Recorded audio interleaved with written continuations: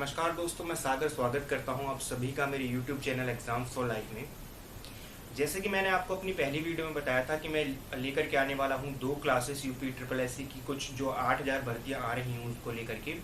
ये जो दो क्लासेस रहेंगी ये होंगी मैथमेटिक्स और ग्रामीण विकास को लेकर के। अभी का जो ये सेशन है ये मेनली आपके लिए कंसिडर किया गया है। ये इंट्रोडक्शन क्लास रहेगी ग्रामीण विकास की। इस वीडियो को शुरू करने से पहले इस वीडियो को लाइक कर दीजिए, शेयर कर दीजिए और कमेंट्स में मुझे ज़रूर बताइएगा वीडियो के एंड में कि आपको मेरी वीडियो कैसी लगी। राइट। बिना किसी देरी के शुरू करते हैं आज के सेशन को। देखिए, आप कहीं ना कहीं पर लेखपाल बनने जा रहे हैं और अगर आप लेखपाल बनने का ख्वाब अगर आप देख रहे हैं तो आपको बेसिक टर्म्स आना बहुत ज़रूरी है। यानी कि अगर मैं आपके लिए बात करूं तो आपको जमीन किस तरीके से नापी जाती है, क्या क्या उसके फैक्टर्स होते हैं, क्या क्या यूनिट्स होती हैं, एरिया को किस पैमाने पर नापा जाता है, यानी ये सब चीज़ें आपको ज़रूर आनी चाहिए। राइट।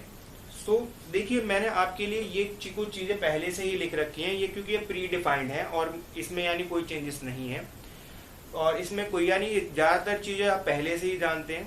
तो इवन दो एक बार ये सिर्फ एक रिवीजन के लिए है, बट इसमें कुछ ऐसी चीज़ें होंगी जो इससे पहले आपने मैथमेटिक्स में नहीं सुनी होंगी। जैसे मैं आपके लिए बात करूं, अगर हम भूमि की जो पैमाइश यानी कि अगर हम बात करें लैंड को जो पेरीमीटर नापा जाता है, एरिया जो नापा जाता है, वो अगर मैं आपके लिए बात करूं तो किन किन चीज़ों में नापा जाता है। यानी कि अगर लेंथ की बात करूं मैं तो लेंथ को किस चीज़ में नापा जाता है, तो सेंटीमीटर्स में नापते हैं, इंच में नापते हैं, फुट में नापते हैं। पर यहाँ पर एक टर्म आई है लट्ठा या गट्ठा। राइट। लट्ठा या गट्ठा की अगर मैं आपके लिए बात करूं तो एक तरीके से ये एक बांस का टुकड़ा होता है जो कि 8 फीट 3 इंच के बराबर होता है और इसे भी यानी कि जमीन नापने के लिए ही इस्तेमाल किया जाता है। इसके अलावा अगर मैं एरिया की बात करूं तो एरिया में कुछ टर्म्स आती हैं, उनवासी, कंचवासी, विश्वासी, विस्वा, कच्चा बीघा, पक्का बीघा। इसके अलावा बड़ी टर्म्स में अगर यानी अगर जैसे जो सरकार लैंड यानी जो जमीन है उसकी लेन देन करती है तो हेक्टेयर, एकड़ और एयर। तो ये कुछ टर्म्स अगर मैं आपके लिए हटा भी दूं कुछ समय के लिए तो कहीं ना कहीं पर जैसे उनवासी जो होता है, एक मिनट दीजिएगा, जो उनवासी जो होता है ये बराबर होता है 24.5 इंच वर्ग के। उनवासी बराबर होता है 24.5 इंच वर्ग के। इसके अलावा अगर मैं कंचवासी की बात करूं तो ये बराबर होता है 20 उनवासी के। इसी तरीके से ये मैंने ये पहले से क्यों लिख रखी है, आपको नोट करने की जरूरत नहीं है। जब मैं यानी इस चीज को बता दूं तो एक मैं आपको कुछ सेकंड्स दूंगा, उसमें इसका स्क्रीनशॉट ले लीजिएगा, वो इनफ है आपके लिए। कंचवासी होता है 20 उनवासी के बराबर। उसी तरीके से विश्वांसी होता है 20 कंचवासी के बराबर। यानी मैं शॉर्ट में लिख दे रहा हूं ताकि इतना बड़ा मुझे बार बार ना लिखना पड़े। विश्वा की बात करूं तो विश्वा बराबर होता है 20 विश्वांसी के बराबर।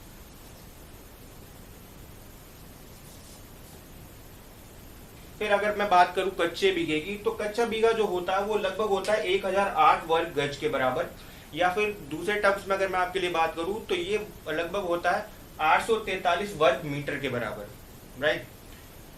इसके अलावा पक्के बीघे की अगर मैं बात करूं तो पक्का बीघा होता है वो बराबर होता है 20 विश्वा के। यानी कि अगर आप चाहें तो इसको कहीं ना कहीं यहां पर भी लिख सकते हैं कि पक्का बीघा जो है वो बराबर होता है 20 विश्वा के।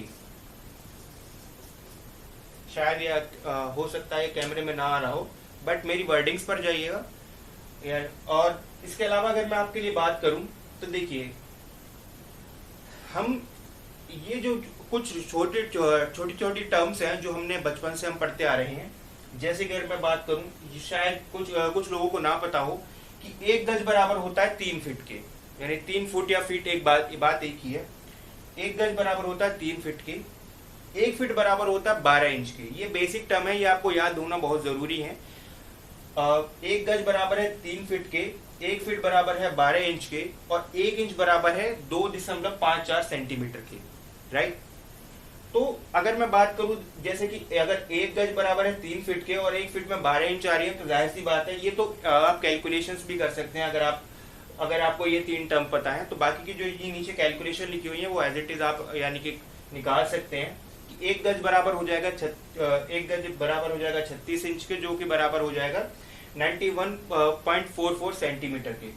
इसी तरीके से यहाँ से अगर मैं इसको कन्वर्ट करने की कोशिश करता हूँ 1 मीटर को, तो अगर मैं बात करूँ 1 मीटर बराबर हो जाएगा 1.09 गज के, और वो बराबर हो जाएगा 39.37 इंच के।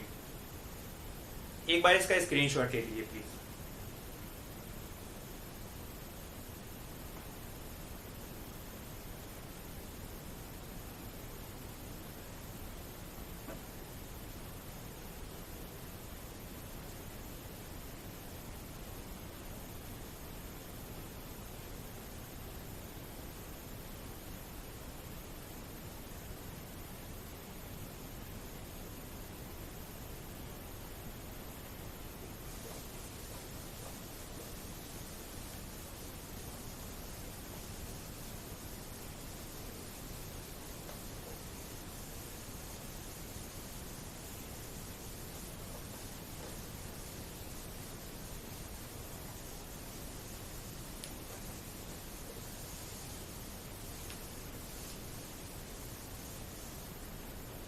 अब जैसे मैं अगर आपके लिए बात करूं तो कोई भी अगर संस्था या फिर मैं कहूं कोई भी ऑर्गेनाइजेशन को या फिर कोई भी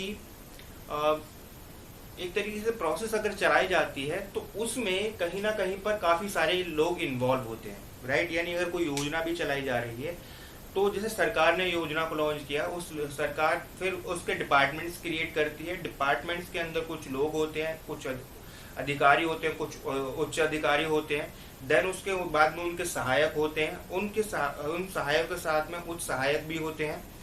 तो यानी कि कहीं ना कहीं पर मैं बात कर रहा हूं कि अगर कोई भी संस्था चलाई जा रही है तो उसके पीछे यानी कि काफी सारे लोग इन्वॉल्व होते हैं उसमें। उसी तरीके से अगर मैं बात करूं तो एक टर्म है कि अगर किसी खंड यानी जिसे ब्लॉक बोला जाता है, किसी खंड में अगर हम किसी खंड की बात करें तो उसका विकास पूरी तरीके से किस पर निर्भर करता है। तो किसी ब्लॉक का जो विकास पूरी तरीके से निर्भर करेगा वो किस पर करता है, जिसे आप बीडीओ बोलते हैं। ये क्या है? Block development officer. Block development officer. So अगर मैं इसके अलावा आपके लिए बात करूं, ब्लॉक डेवलपमेंट ऑफिसर के क्या क्या काम होते हैं, यानी कि पूरी तरीके से जो किसी भी खंड का किसी भी ब्लॉक का जो पूरा डेवलपमेंट किस पर निर्भर करेगा, ये डिपेंड करेगा बीडीओ पर। अब बीडीओ ऐसा काम करता क्या है कि वहां का विकास जो है केवल और केवल इसी पर निर्भर करता है, राइट। ये क्या करता है कि ये कहीं ना कहीं पर लोगों से इंटरेक्ट करता है, यानी डायरेक्टली इंटरेक्ट तो नहीं करेगा, राइट। ये कहीं ना कहीं पंचायत के पास जाता है, जो गांव में पंचायत है उनके पास जाता है। और उसके अलावा अगर मैं आपके लिए बात करूं तो वहां से जो सुझाव इसे मिलते हैं यानी सजेशंस जो इसे मिलते हैं, उन्हें ये बताता है अपने हायर पर्सन्स को, यानी मैं कहूं अगर हायर अथॉरिटीज को ये आप बताता है।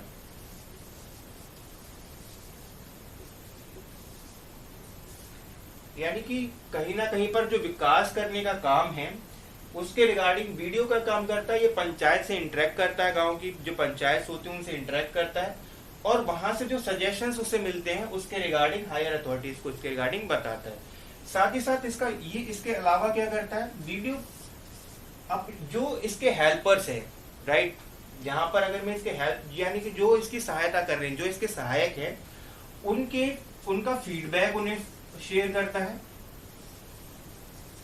ताकि एक तरीके से कह सकते हैं कि जो क्वालिटी है, जो सर्विस प्रोवाइड कर रहे हैं वो या जो योजना चलाने की कोशिश की जा रही है या यो योजना चल रही है किसी भी खंड में विकास को लेकर के, वो पूरी तरीके से 100% काम करे, इस तरीके से सोचा जाता है बीडीओ की ओर से।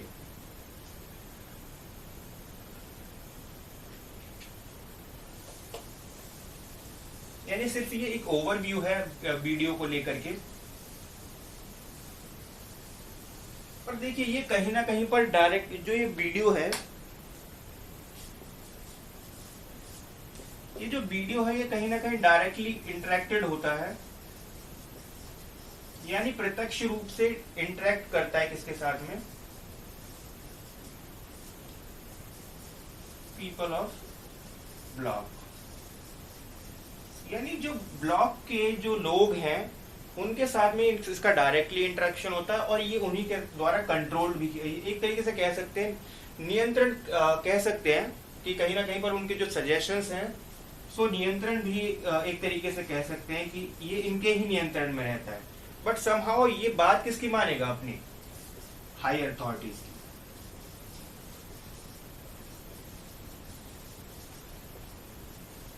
यानी कि जो उच्च अधिकारी हैं, अगर मैं आपके लिए वीडियो की बात करूं, विकास खंड अधिकारी की रिगार्डिंग अगर मैं बात करूं, तो ये बात किसकी मानेगा, अपने से उच्च अधिकारियों की।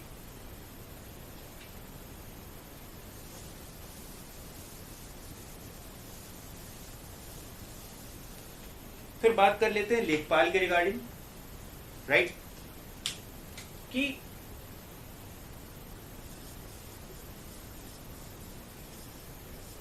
असल में लेखपाल होता कौन है।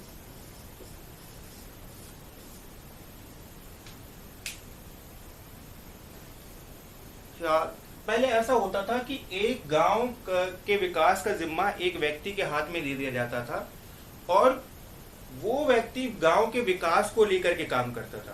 पहले उसका जो वेतन होता था वो 1901 के दशक से, शायद 1906 के दशक तक, 1906 से पहले तक जो इसका वेतन होता था वो गांव के द्वारा ही दिया जाता था। यानी कि 1906 से पहले जो इसका वेतन होता था लेखपाल का, वो गांव के द्वारा दिया जाता था, पर 1906 के बाद इसको वेतन दिया जाने लगा गवर्नमेंट की ओर से। तो यानी कि ये क्या काम करता है, किसी पर्टिकुलर एक गांव, यानी जो खंड है उसके अंदर, एक जो ब्लॉक है उसके अंदर जो गांव आ रहा है, उसके ऊपर एक लेखपाल होगा, यानी जो आप बनने जा रहे हैं, और उसका काम क्या होता है, इस गांव का विकास कराना। यानी कहीं ना कहीं ये भी विकास में सहायक होता है।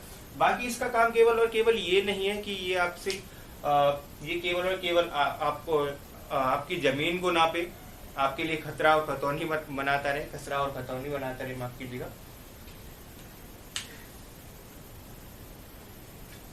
सो एक बार बात कर लेते हैं लेखपाल के। अगर मैं बात करूं कि लेखपाल के काम क्या क्या है, यानी कि अगर मैं आपके लिए बात करूं तो इसके कर्तव्य क्या क्या है, राइट।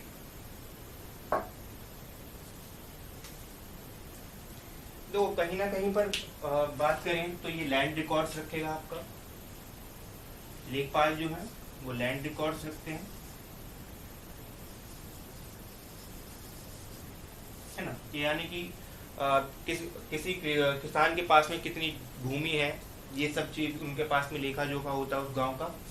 इनके पास में एक नक्शा होता है, मैप होता है, जिस पर क्या होता है कि गांव में जितनी भी नदियां हैं, यानी कि उसमें सब चीजें होती हैं, रिवर है, मार्केट कहाँ पर है, गलियां कहाँ है, या फिर इसके अलावा मैं आपके लिए बात करूं कि खेत कहाँ है, यानी कि फील्ड्स कहाँ पर हैं। तो ये उनके पास में एक नक्शा होता है, और उस नक्शे में इन फील्ड्स का एक संख्या लिखी हुई होती है,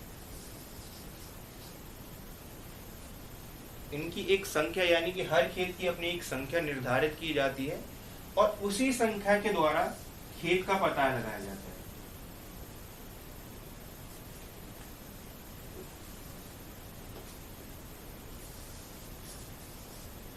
उसी संख्या के द्वारा खेत का पता लगाया जाता है कि ये किसके नाम पर है, और इसकी यानी कि इसी खेत संख्या द्वारा, इसको खाता संख्या भी बोलते हैं आम भाषा में, अगर मैं बात करूं लेखपाल की, तो जो इसकी जो खाता संख्या है उसके हिसाब से ही पता किया जाता है कि ये किसका खेत है, इसका क्षेत्रफल क्या है, ऐसी सब चीजें, राइट। तो ये तो नॉर्मल सी बात हुई। अगर मैं आपके लिए बात करूं, अब इसके थोड़ा सा आगे बढ़ते हैं। जैसे मैं अभी आपसे कह रहा था कि खसरा और खतौनी के रिगार्डिंग, राइट। तो आप में से काफी लोग गांव से बिलोंग करते होंगे और इस चीज को अच्छी तरीके से जानते होंगे। और ये देखिए, दोनों ही जो बनाई जाती हैं ये लेखपाल के ही द्वारा बनाई जाती हैं, यानी खसरा और खतौनी की अगर मैं आपके लिए बात करूं तो ये दोनों ही लेखपाल के द्वारा ही बनाई जाती हैं। पहले बात कर लेते हैं खसरा की, कि खसरा क्या है। अगर मैं बात करूं खसरा की, तो खसरा एक ऐसा दस्तावेज है जिस पर वर्ष में बोई गई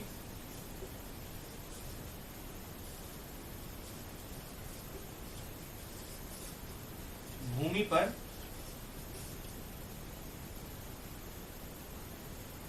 वर्ष में बोई गई भूमि के रिगार्डिंग भूमि पर फसल बताता है। या फिर मैं कहूं कि कितने क्षेत्रफल में कितनी कौन सी और कितनी फसल उगाई गई, जो सरकार जो अपने आंकड़े देती है वो इसी के आधार पर देती है। यानी जो ये लेखपाल रिपोर्ट बनाते हैं, जो ये खसरा बनाते हैं, ये रिपोर्ट ही वो आगे फॉरवर्ड करते हैं। एक कॉपी वो आगे फॉरवर्ड करते हैं, एक कॉपी वो अपने पास रखते हैं। तो वर्ष में बोई गई भूमि पर जो फसल हुई है वो कहलाती है खसरा। अगर यहीं पर इस चीज को क्लियर भी कर लेते हैं, फिर खतौनी क्या होती है, राइट।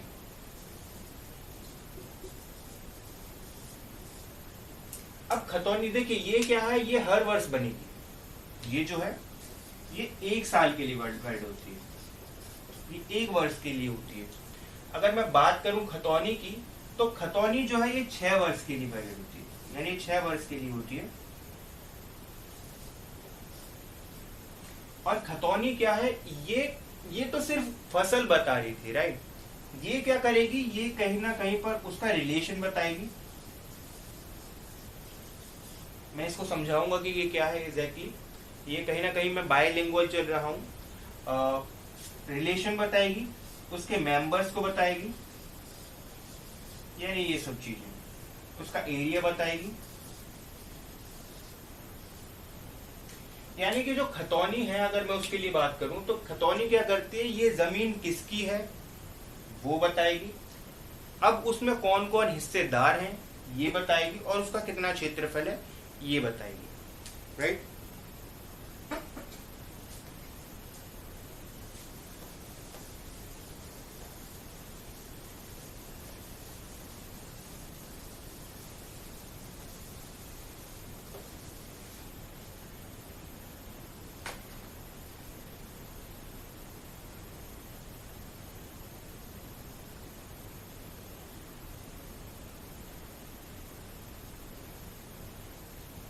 अच्छा, एक चीज और यहाँ पर हम आपके लिए, मैं एक चीज और आपको बताना चाहूंगा दाखिला खारिज के रिगार्डिंग। कि दाखिला खारिज है क्या, राइट।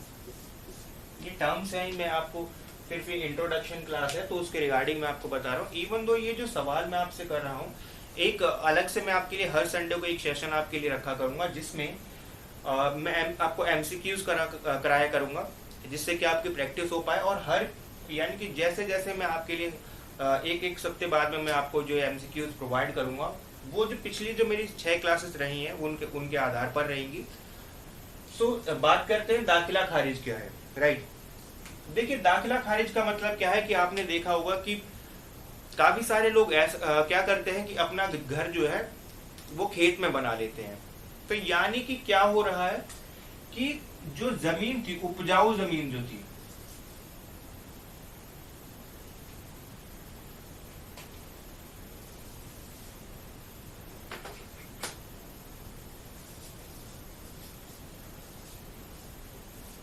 उपजाऊ जमीन जो थी, माफ कीजिएगा अगर मेरी हिंदी में कोई गलती है तो, उपजाऊ जमीन जो थी वो जमीन जब कन्वर्ट हो रही है, मैं कहूँ एक तरीके से ट्रांसफॉर्म हो रही है, किसमें, यानी कि उपजाऊ जमीन थी और वो नॉन फर्टाइल में यानी गैर उपजाऊ।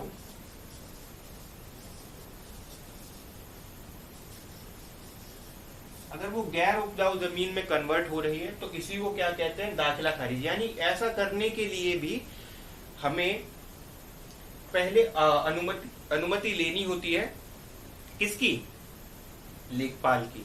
ये काम लेखपाल का ही होता है कि दाखिला खारिज भी कराना लेखपाल का ही काम है। जैसे आप में से काफी लोग जो गांव में रहते हैं इस चीज को जानते होंगे कि अगर काफी जो खेत है उसमें से काफी मिट्टी नहीं उठा सकते हैं, एक लिमिट सेट कर दी जाती है कि आप केवल और केवल इतनी ही मिट्टी खेत में से हटा सकते हैं।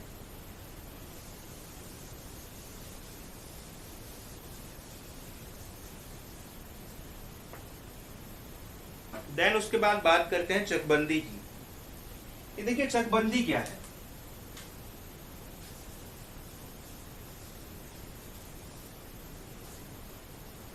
अगर मैं आपके लिए बात करूं चकबंदी की, तो देखिए चकबंदी दो शब्दों से मिलकर के बना हुआ है, एक चक और दूसरा बंदी, राइट। अब अगर इसके रिगार्डिंग मैं आपके लिए बात करूं तो चक का मतलब क्या होता है, यानी जो ये दो शब्द आपको अलग दिखाई दे रहे हैं, चक और बंदी। तो चक का मतलब होता है खेत, जमीन या टुकड़ा आप कह सकते हैं। और इसके अलावा मैं अगर आपके लिए बात करूं, बंदी की बात करूं, तो मैं इसका मतलब होता है इकट्ठा करना, राइट।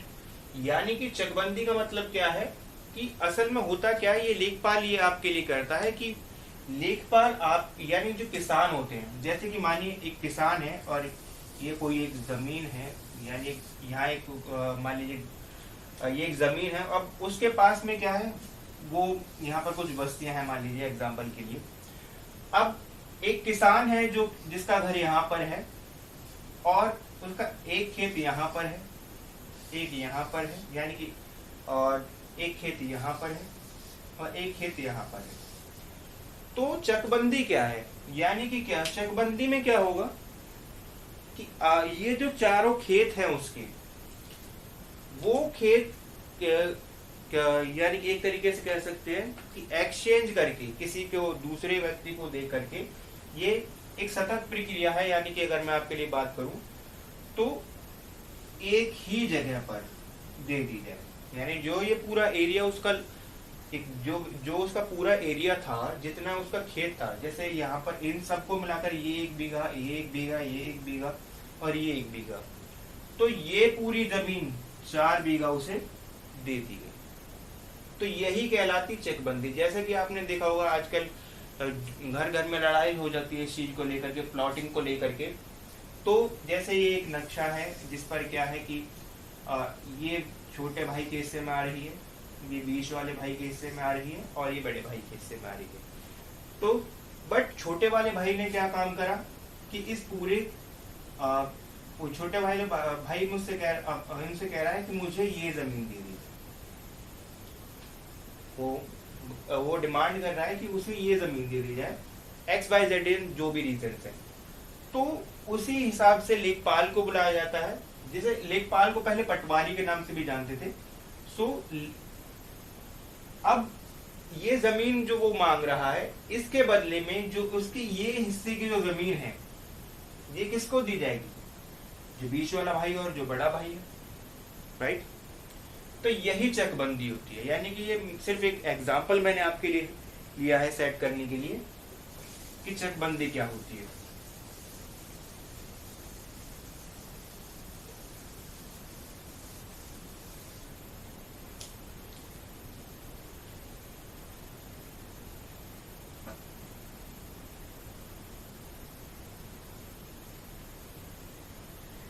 इसके अलावा एक बार बात और कर लेते हैं जरीब की, राइट।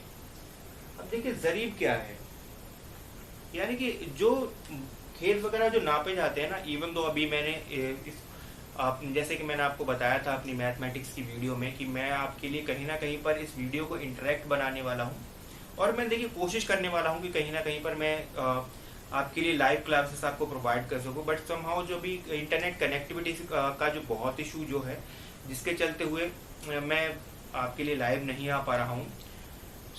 मैं कहीं ना कहीं कोशिश करूंगा कि मैं 1 अक्टूबर से आपके लिए लाइव आना शुरू कर दूँ। टाइमिंग्स मैं आपको अपनी उससे पहले मैं अपनी किसी ना किसी वीडियो में आपके लिए बता दूंगा, या मैं एक अलग से वीडियो आपके लिए उसके लिए अपडेट आपको प्रोवाइड कर दूंगा, राइट। अच्छा देखिए, मैंने जो आपको बताया था ये चीज़ नॉर्मल सी चीज़ें हैं कि आपसे पूछा जाता है कि गट्ठा किस चीज़ का बना होता है, ये सवाल आ जाते हैं कभी कभार। तो गट्ठा किस चीज़ का बना होता है, मैंने अभी आपको बताया था जब क्लास शुरू हुई थी, गट्ठा बना हुआ होता है बांस का। अब जैसे मैं बात कर रहा था जरीब की,